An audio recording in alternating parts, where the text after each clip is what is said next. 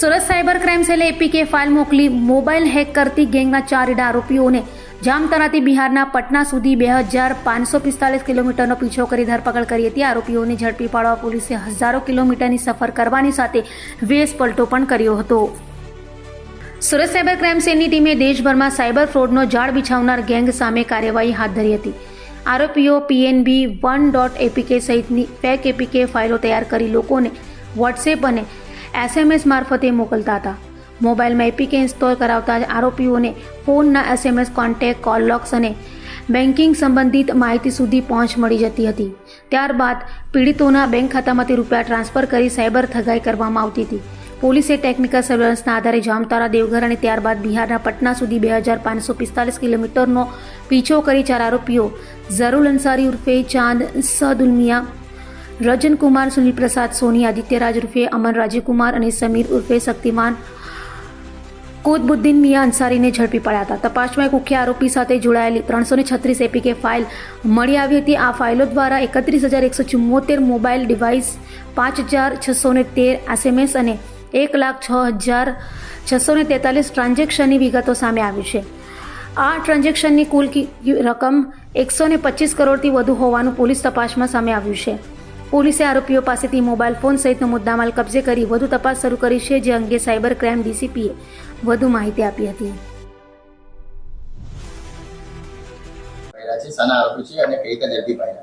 સુરત શહેર cyber crime સેલને ખૂબ મોટી સફળતા મળી છે.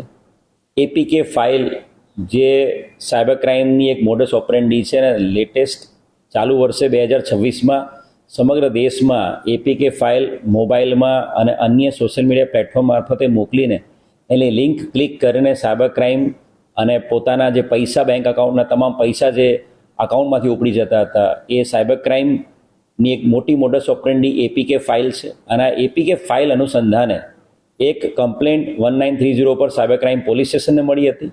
અને એ કમ્પ્લેન્ટ મે મહિનામાં જે કમ્પ્લેન્ટ મળી હતી એમાં ડિટેલ ઇન્વેસ્ટિગેશન કરીને સુરત શહેરની સાયબર ક્રાઇમના DCP વિશાખા જૈન અને એમના માર્ગદર્શન હેઠળ તમામ અધિકારીઓએ થરો ઇન્વેસ્ટિગેશન, ટેકનિકલ ઇન્વેસ્ટિગેશન કરેલું હતું. ને એના આધારે ઉત્તર પ્રદેશથી આ એપીકે ફાઇલનો મેઇન માસ્ટરમાઇન્ડ ડેવલપર રોહિત શાક્યા એને ગયા મહિને પકડી પાડવામાં આવ્યો હતો. રોહિત શાક્યાના થરો ઇન્ટ્રોગેશનમાં અમને ખબર પડી હતી કે રોહિત શાક્યાએ અલગ અલગ 100થી વધુ એપીકે ફાઇલ ડેવલપ કરી આપેલી છે. અને એની ડેવલપ કરેલી ફાઇલોના આધારે 64થી 65 કરોડ રૂપિયાનું સાયબર ફ્રોડ સમગ્ર દેશમાં થયેલું હતું. આ રોહિત શાક્યાની ધરપકડથી અટકી ના જતા રોહિત શાક્યાના લેપટોપ, એના મોબાઈલ, એનું થરો ઇન્વેસ્ટિગેશન કરવામાં આવ્યું હતું. તમામ ઇન્વેસ્ટિગેશનમાં તમામ સાયબર ક્રાઇમના ઉચ્ચ અધિકારીઓ જોડાયા હતા.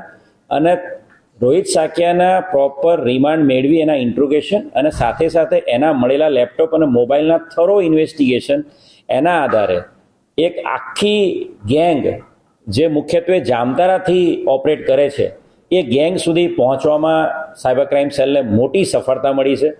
સાયબર ક્રાઇમની અલગ અલગ ટીમોએ કુલ મળીને 2,500 કિલોમીટર જેટલી જર્ની કરી, સમગ્ર દેશના અલગ અલગ રાજ્યોમાં ટીમો મોકલી અને અંતે બિહાર પટના ખાતેથી આ જામતારા ગેંગના 4 વધુ સભ્યોને પકડી પાડેલા છે. ખૂબ મોટી સફળતા સાયબર ક્રાઇમ સેલને મળેલી છે.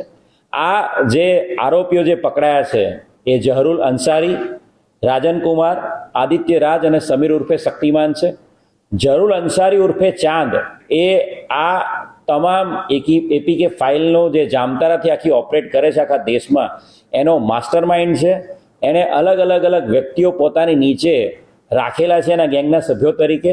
અને ઝરુલ અંસારીએ આજ સુધીમાં, ઝરુલ અંસારી ઉર્ફે ચાંદ જે જામતારા ઝારખંડનો છે, એણે આજ સુધીમાં કુલ 1,248 જેટલી એપીકે ફાઇલ ડેવલપ કરેલી છે.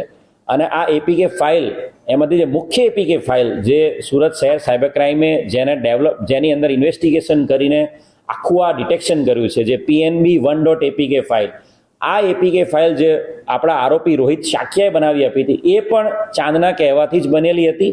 અને એ PNB.1apk ફાઇલનો ઉપયોગ પણ ચાંદ ઉર્ફે ઝરુલ અંસારીએ કર્યો હતો.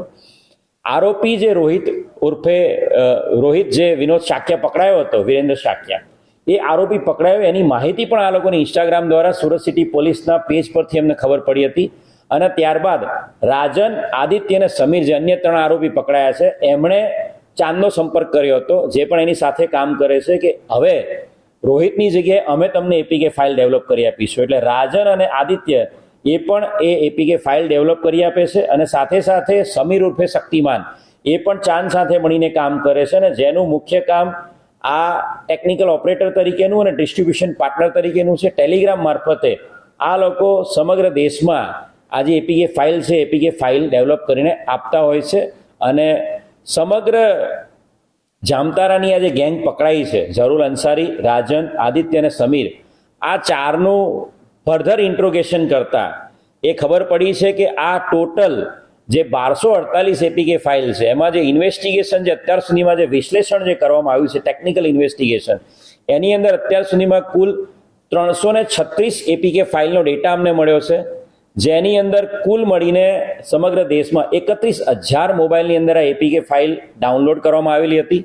અને ટોટલ 1 લાખ બેંક ટ્રાન્ઝેક્શનો આ એપીકે ફાઇલ ડાઉનલોડ થયા પછી સાયબર ફ્રોડસ્ટર દ્વારા કરવામાં આવ્યા હતા.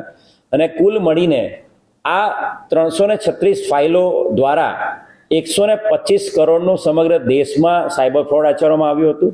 અને ટોટલ 125 કરોડ રૂપિયાનું આ જે સાયબર ફ્રોડ છે, એમાં મુખ્યત્વે આ તમામ લોકો, આરોપીઓ, આ બેંકની ડિટેલ્સ જે એપીકે ફાઇલ મારફતે તમામ વિક્ટિમ્સની બેંકની ડિટેલ મેળવી લેતા હતા. અને બેંકની ડિટેલ મેળવ્યા બાદ, એના કેવાયસી તમામ ડિટેલ મેળવ્યા બાદ એના બેંક ખાતાઓની ડિટેલ મેળવીને તાત્કાલિક એ પૈસા ટ્રાન્ઝેક્શન કરી લેવામાં આવતા મ્યુલ એકાઉન્ટમાં અને મ્યુલ ક્રેડિટ કાર્ડમાં. અને ત્યારબાદ એમના અલગ અલગ ગેંગના સભ્યો દ્વારા એને રોકડમાં રૂપાંતરિત કરી અને એ લોકો પોતે આ સાયબર ફ્રોડ આચરતા હતા. એટલે ખૂબ મોટી સફળતા એપીકે ફાઇલ ડેવલપરને પકડવામાં તો મળી જ હતી, સુરત સાયબર સેલને, રોહિતને પકડવામાં, પણ સાથે સાથે આ એપીકે ફાઇલ ડેવલપ કરવા માટે જે આખી ગેંગ ઓપરેટ કરી રહી છે જામતારાથી, અને જે આ એપીકે ફાઇલ ઓર્ડર કરીને મેળવે છે અને ત્યારબાદ એ સમગ્ર દેશમાં એપીકે ફાઇલ અલગ અલગ સોશિયલ મીડિયા પ્લેટફોર્મ પર મોકલીને સાયબર કૌભાંડ આચરે છે, એ આખી ગેંગને પકડવામાં સુરત શહેર સાયબર ક્રાઇમ પોલીસને મળી છે.